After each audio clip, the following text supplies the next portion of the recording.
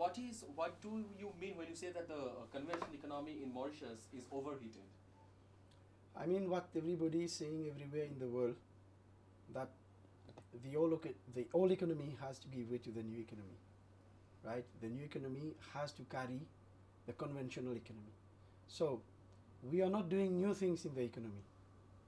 We are only developing new ways of doing things that we used to do. With the new economy, we are talking about convergence, ICT, information, communication, telecommunication technology. So we used to drive our car every day, we'll still drive our car. We used to go to our supermarket to buy our food and other things, we'll still do the same thing. But we, in the new economy, we are going to use technology to help us do that. In the same way, okay, the way we communicate, technology is affecting. The way we learn, the way we live, the way we entertain ourselves, all these things are being driven by technology today.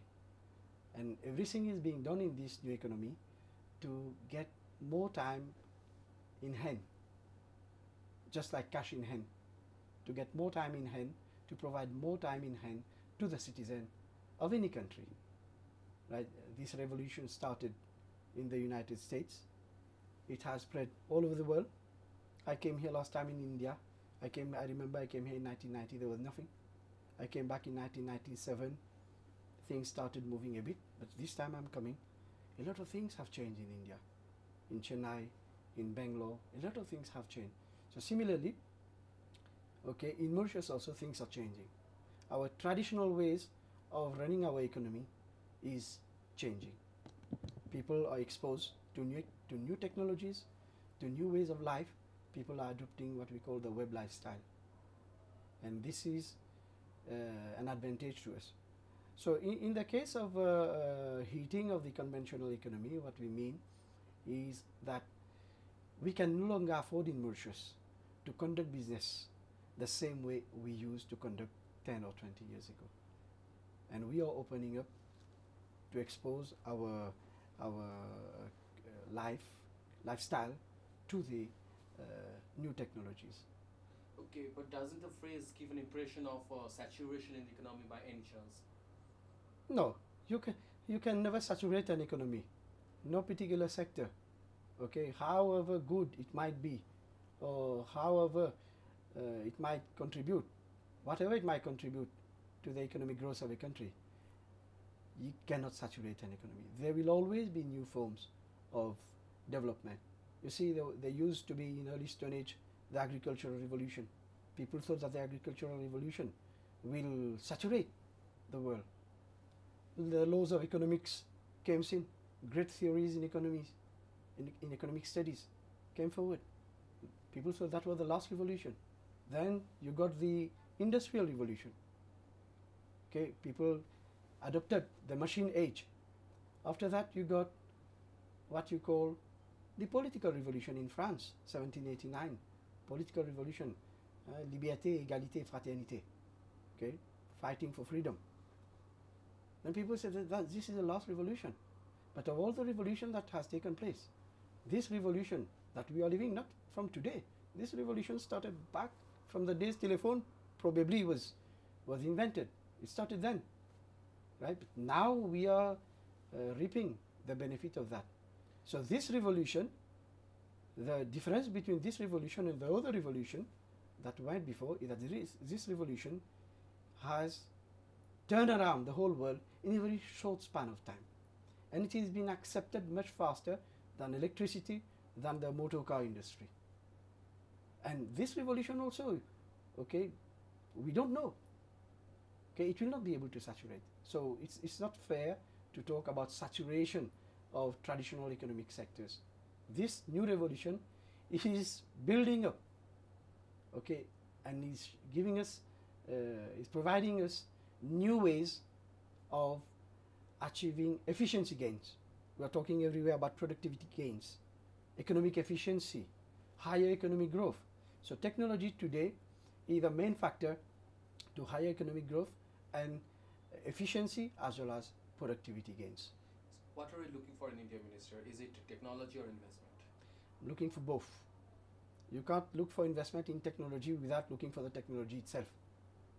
So my mission here follows on the mission that our Honorable Prime Minister had in January, and my mission is a public and private sector joint delegation. I'm looking forward to invite, what I'm already doing since a few days, invite Indian investors in the ICT sector to come to Mauritius, to invest over there. We have very attractive incentive schemes that is in force for the last 20 years, which we are extending to the ICT industry.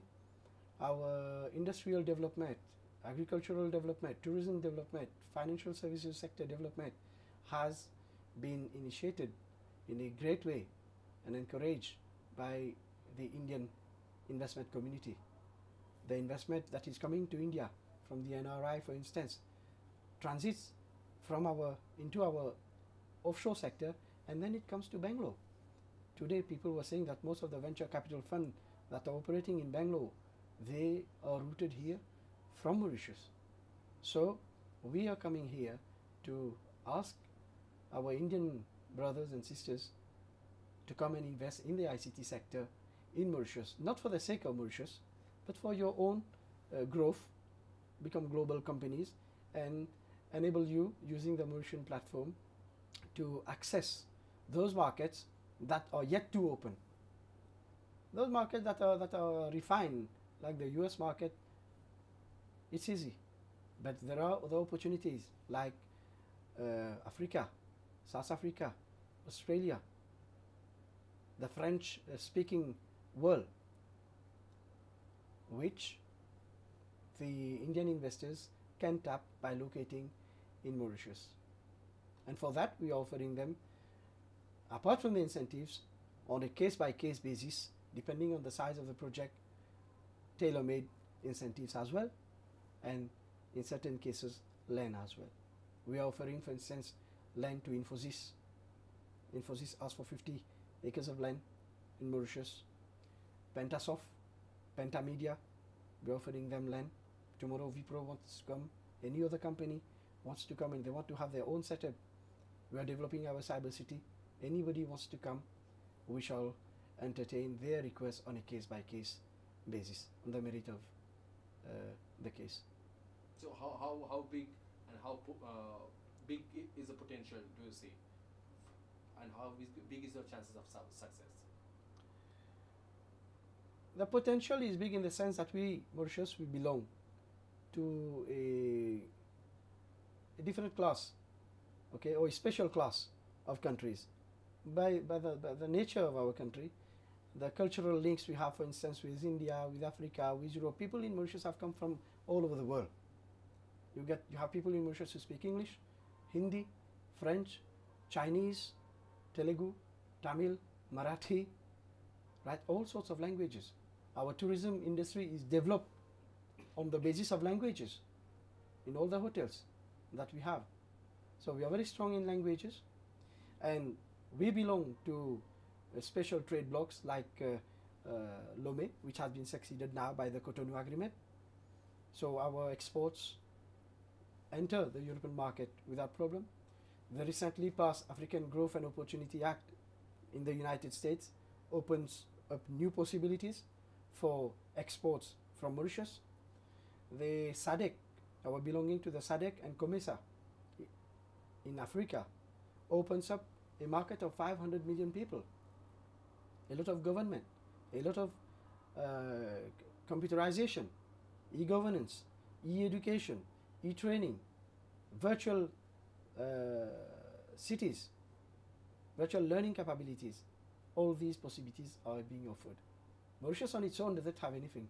We have only 1 million people, right? But using Mauritius as that platform provides the window, the additional market that Indian ICT firm will benefit from. So in short, if I ask you, Minister, in very short, what are the three most important selling points of Mauritius? What shall you say? Selling point of Mauritius as an ICT sector, you mean? ICT. Please say once, information communication. Yeah, information communication technology. Yeah, in your answer, say it once. pros Okay. and cons. So, the free advantages, first of all, is we are providing not only the investors but the staff that they will be bringing to Mauritius a good quality of life. People can earn money in this industry, but if you earn money and you cannot enjoy a good quality of life, then there is no point making that money. Secondly, we are providing security of investment to the investor.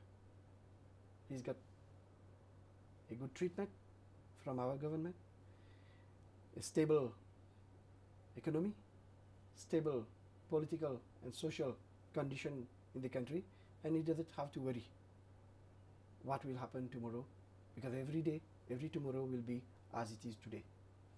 And the third advantage for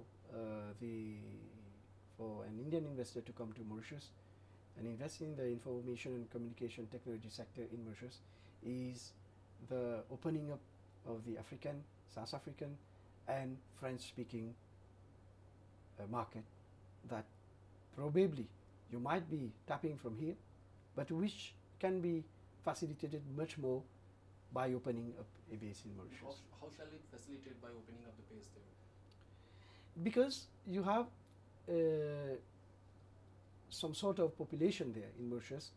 As I told you, they've got the language advantage. I have firms here in India that are using Mauritius now to translate their application programs for these markets. We have call centers. A French company is coming to set up a call center that is going to create 3,200 jobs for the French market in Mauritius, right? So that's how you tap not only France, but all the French-speaking countries in the European Union and elsewhere in Africa. And Mauritius has got a very good reputation in Africa and in these European countries in terms of our integrity and in terms of delivery.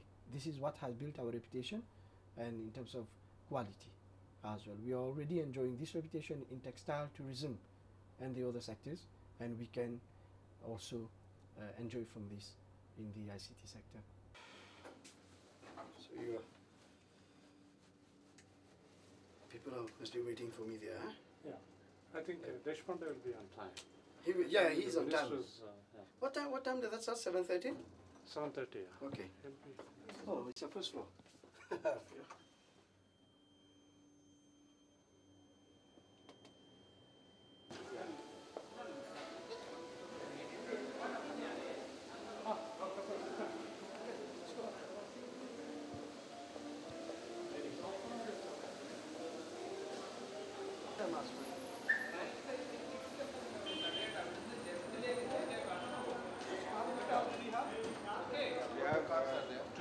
Three cars. Okay.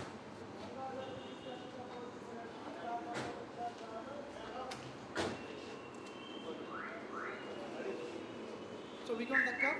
Let's go. Let's go there.